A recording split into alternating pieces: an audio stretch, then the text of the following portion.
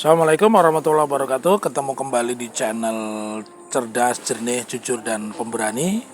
Episode kali ini saya membahas tentang playing victim di balik kasus kenaikan pajak bumi bangunan yang mencapai 472% dan kemudian selang 2 hari ya langsung diturunkan meskipun negara dalam hal ini pemerintah kota sudah mendapatkan 7 miliar. Nah, saya ingin apa yang dimaksudkan dengan playing victim itu. Playing victim itu adalah satu upaya sebenarnya dia ini pencetak kerusuhannya atau dia ini pencetak keributannya, pencetak keonarannya, tapi kemudian dia berbalik menjadi pahlawan. Nah, jadi bisa lihat kenaikan PBB ya.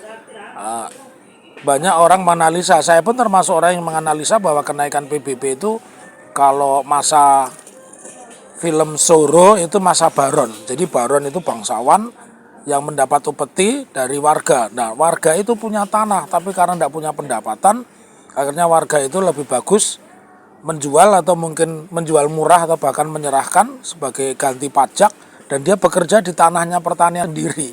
Nah, tapi kemudian ini dibikin playing victim bahwa seolah-olah wali kota Solo Raden Kanjeng Gibran seolah-olah jadi hero atau orang yang menyelamatkan karena dia kemudian membatalkan. Nah, ada satu pertanyaan sebelum itu, kalau khalayak cermat, apa itu ya? Gibran pun tidak tahu kenapa itu naik, padahal dia sebelumnya ngomong itu dalam rangka mengejar target ya, supaya tambah 87 miliar dan setelah tambah yang terjadi ada yang dirugikan oleh warga masyarakat. Dan celakanya pada saat itu juga DPR juga tidak ngerti. Tiba-tiba muncullah satu pernyataan ya antara DPR dan Kanjeng Raden Gibran ya yang membatalkan. Tapi saya bukan di situ yang saya lihat para viewer dan YouTuber channel Muhammad Taufik and Partners. Di situ ada kejanggalan. Kejanggalannya apa?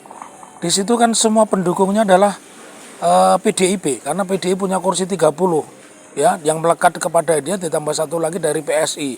Jadi 31. Nah, kalau 45, 31 mereka bulat ya, suaranya tidak pernah nyebrang. Yang lainnya cuma 14. Nah, artinya kan sangat tidak mungkin mereka tidak tahu, sangat tidak mungkin kalau mereka tidak tahu. Nah, jadi satu pertanyaannya, fungsi dewan yang elementer sangat mendasar itu ada 3. Apa itu?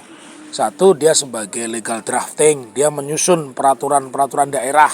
Kemudian dia yang kedua fungsi budgeting, dia yang menganggarkan kebutuhan daerah itu berapa, termasuk pendapatan itu pasti dibahas di situ. Jadi tidak mungkin ini negara kok ya, ini bukan warung kaki 5. Nah, yang ketiga, nah ini yang paling peka, fungsi yang paling gampang sebenarnya.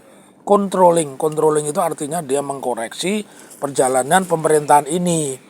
Tapi secara faktual ketika hal itu tidak dijalankan dan masyarakat dibuat galau sampai akhirnya muncul pahlawan ya, orang yang kemarin menaikkan pajak bumi dan bangunan sekarang dia menurunkan. Nah, ini kan prototipe sama dengan ayahandanya ya.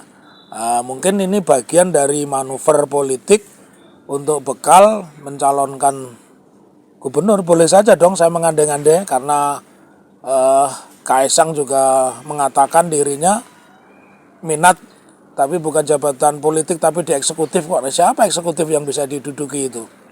Begitu para viewer dan subscriber channel Muhammad Taufik and Partner, tetaplah menjadi orang yang merdeka berpikir, merdeka bekerja, dan jadilah bangsa yang merdeka, jangan menjadi bangsa jongos.